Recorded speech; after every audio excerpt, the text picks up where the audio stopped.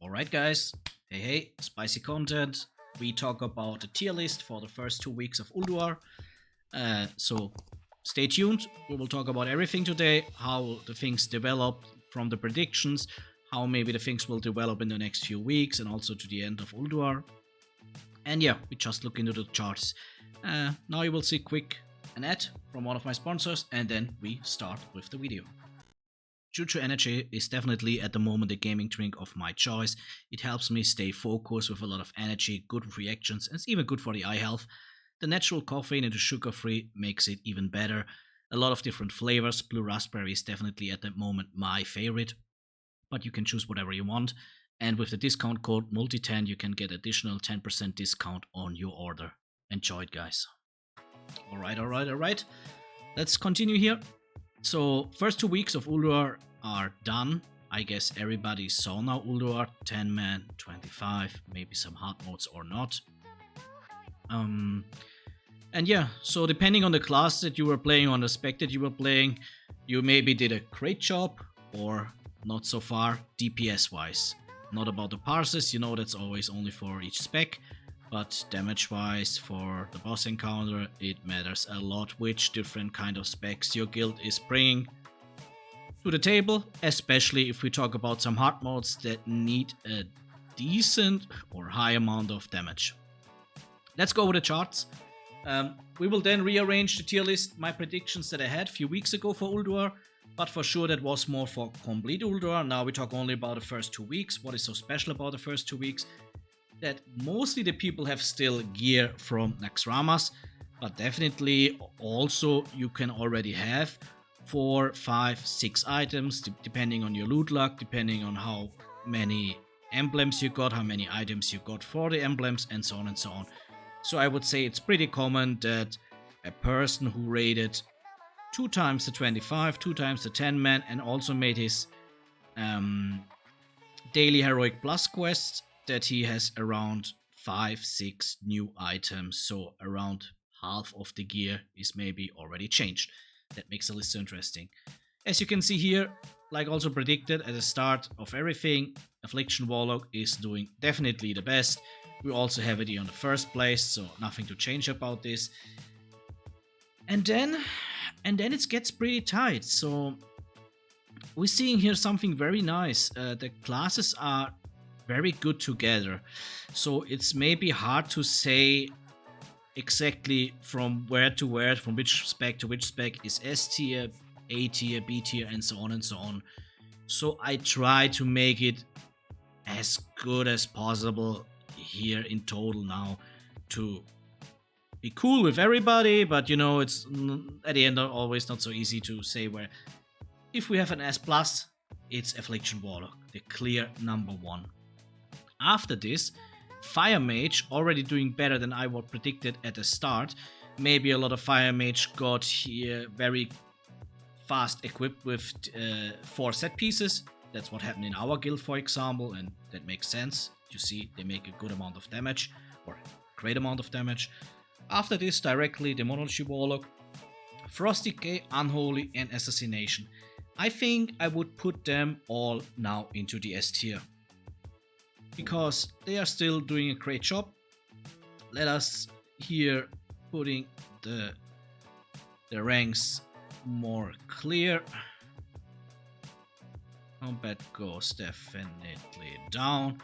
So we have it like this. So we have one clear outlier with Affliction Warlock. Then I think this number 2 together is Fire Mage and Demo Warlock. And then we have, like, let me say, a number 3. And the number 3 is Frost DK, Unholy DK, and Assassination Rogue. Interesting about it is every Unholy DK was crying about the nerf. I think the nerf was definitely necessary. Now you can see they are not on the top spot anymore. Maybe now people think about nerfing Affliction Warlock. I mean, I could understand that discussion, but okay, I think it's not necessary, just to make that clear. But now Unholy DK is in a good shape, is still a top DPS. Usually you should have minimum 1 or 2 in your raid, also for gearing it up and stuff like this. But you can see Unholy, Frost, and Assassination Rogue are kind of on the same place.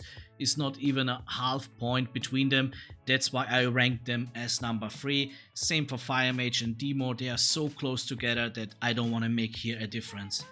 Now we come to a very, very big A tier in my opinion, because I would put the A tier from Survival Hunter down to Combat Rogue. As you can see here, I mean, okay, definitely Survival Hunter and Enhancement Shaman are the best from the A tier, and we will also put this in the place. They already were predicted from me in the A tier, so not a bad. Most other people predicted it in the A tier, don't get me wrong. So they are doing a great job, great damage they bring to the table. So, and after this, we have here a bunch of classes that are around the same. As you can see, it's like 1.5 point between 1, 2, 3, 4, 5, 6 specs.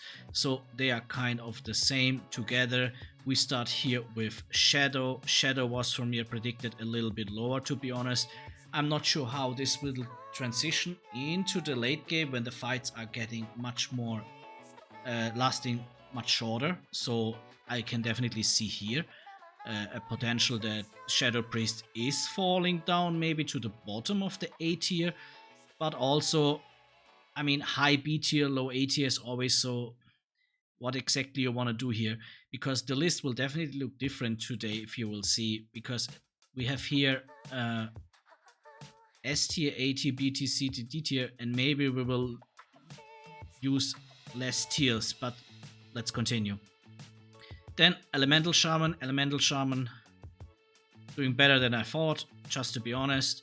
And then we continue with Arcane Mage and Balanced Druid. They are here, so they are, let me say, where I predicted them. And then we have Destruction Warlock and Combat Rogue. So what is this showing us? What is this showing us? It shows us that we have here a very nice S and A tier together. So a lot of classes are very, very competitive. If you want to say you want the best raid composition, then definitely you should have some Affliction Warlocks. 1, 2, 3, 4, I don't know.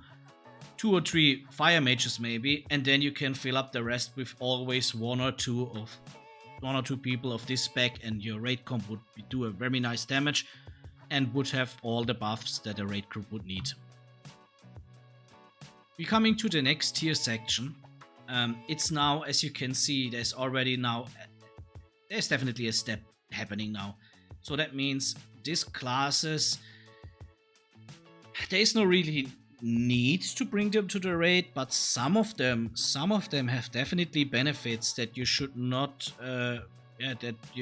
just put aside. Feral Druid can tanks on some bosses, can do on some bosses definitely a decent amount of damage. Fury Warrior can Sunder Armor, can respec and tank on some bosses, also makes a lot of sense. So from these 4 specs, I only would say I don't see a big reason why Marksmanship Hunter or Beastmaster Hunter, but okay, at the end of the day, you can bring them if you want. Apart from this, definitely makes not the biggest sense. So we have not a big B tier, as you can see already here. We already have it like this. Let me just see where is Beast Hunter is between. Okay, we put it here between. So this is the B tier, a small one, still decent specs. It can be your guild group can struggle on some hard modes. If you have maybe like 2 or 3 Fury Warriors, then yes, long story short, it is maybe hard to get a DPS check then done. But apart from this, having one of those guys in a raid group is definitely not a problem to reach any DPS check that is necessary. Okay, we would come then, Frost Mage, Retribution Paladin, and then Arms Warrior and Sub Rogue. I mean, I think I would rank it like this.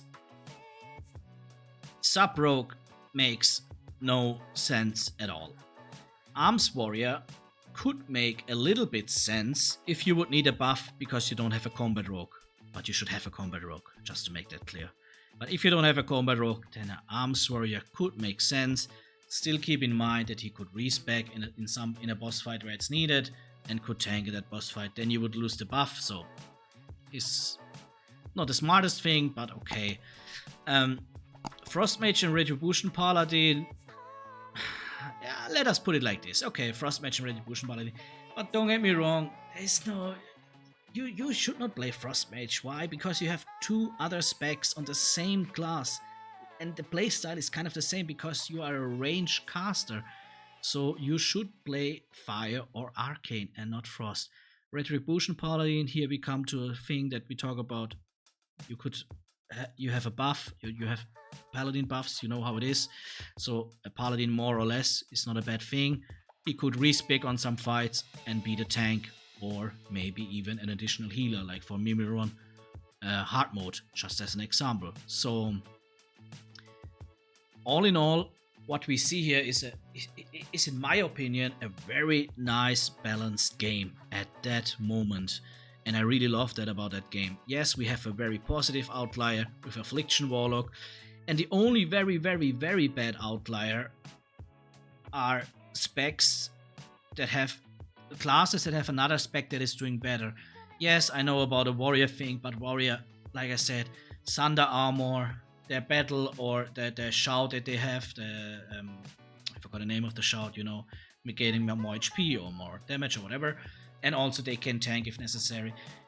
Retribution Paladin, the same, DPS wise definitely good, but they bring a buff, they bring some utility, and they can also respec for some fights then later on, so also not a bad thing.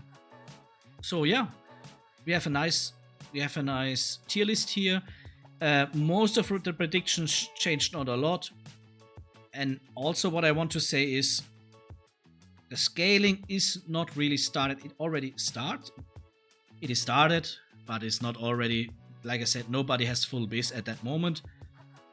Most people will have around 5-6 new items, depending on how many raids you now had. 2 weeks, 25 and 10 man, you know how important a 10 man is. So I definitely think that some specs could even decline further. I think Shadow could decline a little bit here. I'm not sure about Demo Warlock.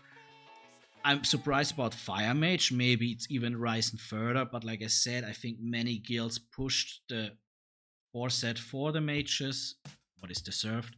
Combat Rogue will get better as shorter the fight gets. Maybe even Arcane Mage could get better as shorter the fight will become.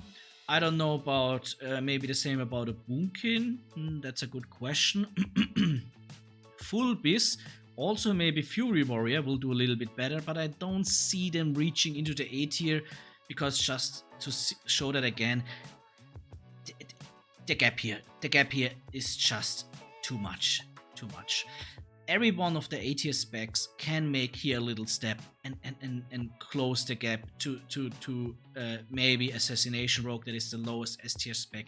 And yes, you could argue if Survival Hunter and Enhancement Shaman are already S tier, they are the highest A tier specs, so they are very, very close. So please don't think like, oh man, this guy is putting them only in the A tier, whatever.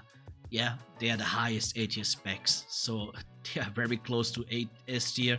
And don't get me wrong, if you play them on a high level, if you have very nice item levels, if you are lucky with your items, maybe the weapons that you got, maybe you're already performing better than people in your raid guild that are having not the same items, or maybe you're just a better player than them.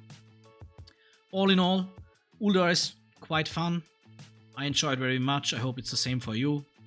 Let's see how this is continuing. I think I will make another overview about the tier lists or about the rankings in around 4 to 6 weeks when we are in the middle of the tier. I guess we will have around 4 months Ulduar as the current tier. So that would be around 16, 17 raid weeks approximately. So yeah, I think I will make another one in like 1.5 months to see where we are. That will be a time where already a few people have biz and all the other ones are very close, especially if you're not missing a lot of raids. And then I think we will see where the journey is going. and then at the end of the tier, we'll have another talk about it. That's it for today, guys. Thanks for tuning in. Like and subscribe. I appreciate everything, or comment, and see you. Bye bye.